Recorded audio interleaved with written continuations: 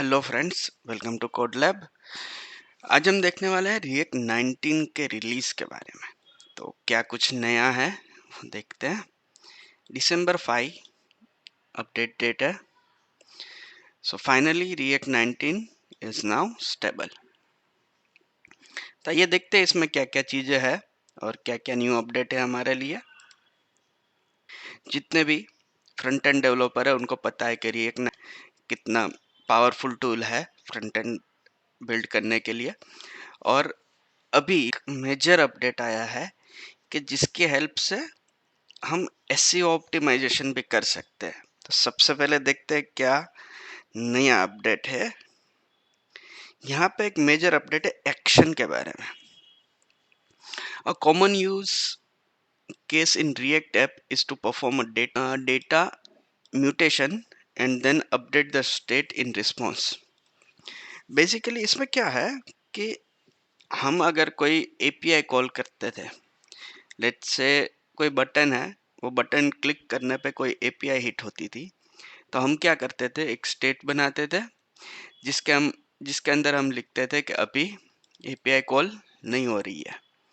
फिर हम क्या करते थे, जब एपीआई जस्ट कॉल करने से पहले हम कह देते थे लोडिंग ट्रू, और जब एपीआई कॉल हो जाए उसके बाद हम कर देते थे लोडिंग फॉल्स।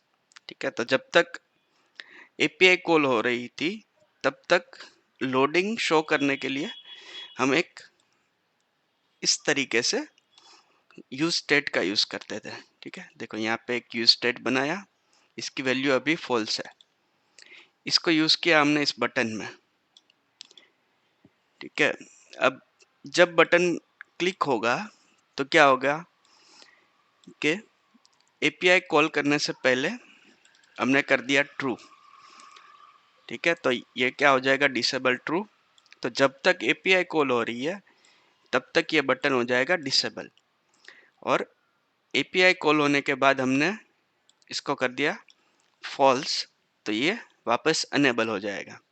ठीक है, तो इसके लिए रिएक्ट के अपडेट में एक यूज ट्रांजेक्शन करके नया हुक आया है। एक्शन आया है, हुक नहीं बोल सकते, एक्शन है। तो इसके अंदर हम यूज ट्रांजेक्शन यूज कर सकते हैं। तो ये क्या करेगा, देखो सब कुछ सेम है। हमने यहाँ यूज स्टेट के बदले यूज ट्रांजेक्शन यूज किया और हमें यहाँ पे दो चीज मिली, इज पेंडिंग और स्टार्ट ट्रांजेक्शन। तो यहाँ पे बटन में हमने लगाया इज पेंडिंग ये, और ये स्टार्ट ट्रांजेक्शन क्या करेगा, ये एक एसिंक्रोनस फंक्शन लेगा। देखो यहाँ पे हैंडल सबमिट में हमने स्टार्ट ट्रांजेक्शन का यूज किया और उसको एक एसिंक्रोनस फंक्शन दिया। तो ये जो सारा लॉजिक हम यहाँ मैनेज कर रहे थे कि पहले सेट ट्रू करना, सेट फॉल्स करना, वो सारा logic automatically use transaction handle कर लेगा। तो ये है, ये एक मेजर चीज थी। इसके बाद हमारे पास है new hook use action state. अब ये फॉर्म के अंदर यूज होती है, जो हमारे पास पहले भी अवेलेबल थी। देखो नोट में इन्होंने ऐड किया हुआ है, React use action state was previously called React DOM.use form state in Canary release, but we have renamed it and deprecated use form state. So basically use form state जो था वो deprecate करके new hook add कर दिया गया है use action state करके। ये मेनली यूज होता है फॉर्म के स्टेट हैंडल करने में। इसके अलावा अब हमारे पास और एक न्यू हुक है यूज ऑप्टिमिस्टिक। ये क्या है कि जब हम कोई भी स्टेट को अपडेट करते हैं तो हम क्या करते हैं, पहले यूआई में उसको अपडेटेड शो कर देते हैं। उसके बाद हम एपीआई कॉल करते हैं और एपीआई में हम देखते हैं कि ये सक्सेस हुआ कि नहीं हुआ। अगर सक्सेस हो जाता है तो स्टेट एज इट इज बना रहेगा, और एरर आती है तो हम एरर शो कर देते थे। तो अब ये यूज ऑप्टिमिस्टिक इसको ही इजियर बनाने वाला है। तो देखो यहाँ पे ये करंट नेम लेगा और ये सेट ऑप्टिमिस्टिक नेम लेगा। तो ऑप्टिमिस्टिक क्या करेगा, use optimistic hook will immediately render optimistic name while update name request is in progress। Update name हमारा एक फंक्शन है, देख लेते हैं कहाँ है ये अपडेट नेम। ठीक है, ये एपीआई कॉल है। जब तक ये एपीआई कॉल चलता रहेगा तब तक ये क्या करेगा, ऑप्टिमिस्टिक नेम को सेट कर देगा। ठीक है, यहाँ पे तो ये था न्यू हुक यूज ऑप्टिमिस्टिक। इसके बाद अब जो है मेरा सबसे favourite update, support for document metadata. अभी तक क्या होता था कि अगर हमें कोई भी एसईओ रिलेटेड अपडेट करना हो, साइट एसईओ कंपेटेबल बनानी हो, तो हम रिएक्ट यूज नहीं कर सकते थे, हमें शिफ्ट होना पड़ता था नेक्स्ट.जेएस में।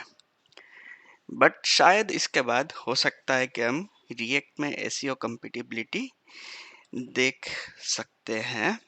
अब देखो यहाँ पे क्या कर रहे हैं कि in HTML document meta tag like title, link and meta are reserved for placement in the head section of the document.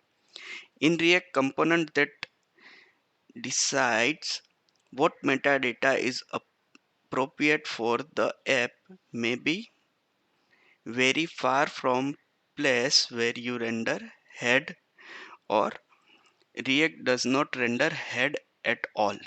ठीक है, पहले क्या होता था कि हमारा हेड कम्प्लीटली अलग रहता था। आपको अगर पता हो तो हमारी index.html फाइल जो रहती थी उसके अंदर हमारा हेड रहता है, लेकिन जो कंपोनेंट हमारे रेंडर होते हैं वो एक डिव के अंदर पूरा रेंडर होता है।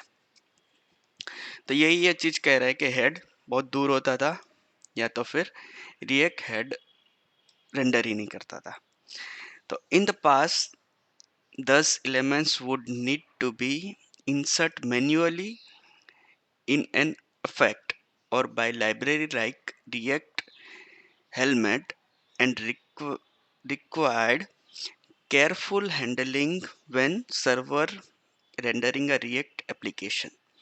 तो इसके लिए अगर हेड में कोई अपडेट करना हो तो कुछ लाइब्रेरी भी थी और थोड़ा कॉम्प्लेक्स जावास्क्रिप्ट यूज करके हम कर सकते थे। पर अब ये क्या कह रहे हैं, इन React 19 we are adding support for rendering document metadata tags components natively। तो इस तरीके से अब हम मेटाडेटा, टाइटल सब भी ऐड कर पाएंगे। देखते हैं कि ये कैसे वर्क करते हैं और क्या ये एसईओ में अफेक्ट करता है कि नहीं। इसके अलावा भी कुछ अपडेट आए हैं, जैसे रेफ के बारे में है। अब रेफ में क्या है कि कोई भी इनपुट माउंट होता है और अनमाउंट होता है, तब हम रेफ के अंदर माउंट और अनमाउंट की कुछ क्लीन अप कर सकते हैं। इसके अलावा जो रेफ जो है उसको भी एज ए कंपोनेंट हम पास कर पाएंगे। अब फॉरवर्ड रेफ का यूज करने की जरूरत नहीं पड़ेगी। तो ये कुछ अपडेट आए हैं रिएक्ट 19 में। कुछ अपडेट है जो मैंने इसमें कवर नहीं किया है, तो अगर आप गो थ्रू करना चाहो तो इस पोस्ट को आप गो थ्रू कर सकते हो। ठीक है, that is for now, see you in next video, bye.